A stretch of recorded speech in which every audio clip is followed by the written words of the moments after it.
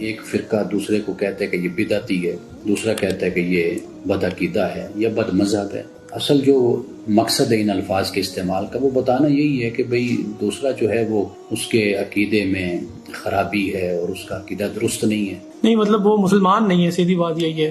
देखिए हमारे यहाँ ये भी जो इख्तलाफ है वो इस बुनियाद पर भी है कि एक दूसरे की तकफीर की गई, और कम से कम ये तो है ना कि एक दूसरे की तदलील की गई, एक दूसरे को गुमराह करार दिया गया। नहीं सर, अगर बद अकीदा या बद मजहब किसी को कहते हैं तो इसका मतलब तो यही हुआ ना कि उसका मजहब बुरा है। अब इस्लाम तो बुरा मजहब नहीं है, तो मतलब वो इस्लाम में नहीं शामिल होता बंदा। असल ये कहा जाता है कि जो वो मानने वाला है, जिस नजरिए को, जिस बात को, जो अकीदा रखने वाला है, वो उसका अकीदा दुरुस्त नहीं है। यानी ये नहीं है कि भाई नऊज़ बिल्लाह ये कहा जाता है कि भाई इस्लाम का जो अकीदा है उसको वो मानता है तो वो कोई बद है, तो ऐसा नहीं।